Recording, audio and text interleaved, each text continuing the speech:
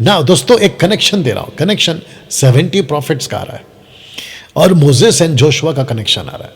मैं आपको बताऊं कि जब मूसा मिनिस्ट्री कर करके थक जाता था तो परमेश्वर ने कहा तू 70 ऐसे लोगों को चुन जो तेरे बिहाफ में लोगों से बातें करे और उनको नबी घोषित करना, और जो आत्मा तेरे ऊपर है वही आत्मा उनको भी मैं दूंगा।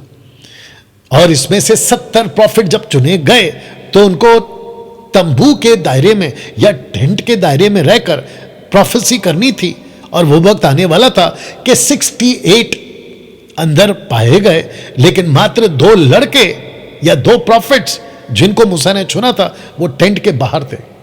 लेकिन ताज्जुब की बात क्या है पता है, वो 68 भी प्रोफेसी कर रहे थे परमेश्वर की आत्मा से, और ये जो 2 बाहर खड़े ये भी प्रोफेसी कर रहे थे। इसको देखकर जोशुआ ने मूसा के पास दौड़कर गया और कहा कि इन दोनों को रोको, ये टेंट के बाहर है।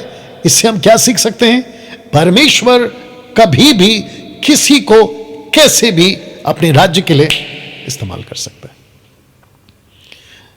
ऐसा कोई सिस्टम नहीं था ना कि जो अंदर रहेगा वही प्रोफेसी करेगा, ऐसा कोई सिस्टम नहीं था ना, और नहीं बोला गया था। तो ये 2 लड़के बाहर थे तो क्या हो गया?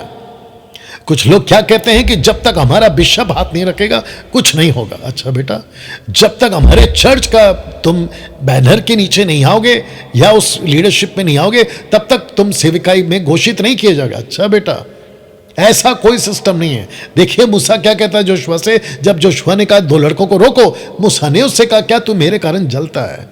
अब इसको पढ़िए, भला होता कि यहोवा की सारी प्रजा के लोग नबी होते और यहोवा अपना आत्मा उन सब में संवाद देता। इसका मतलब क्या मालूम है कि 70 लोग ही क्यों, जोशुआ सारे के सारे 6 लाख लोग नबी बन जाएं, और सारे के सारे 6 लाख, कोई पेड़ के नीचे बैठा होगा, कोई चट्टान के आसपास बैठा होगा, कोई खेत में होगा, उन सब के अंदर ये परमेश्वर की आत्मा आ जाए और वे सब के सब नबी बनकर नबूवत करें।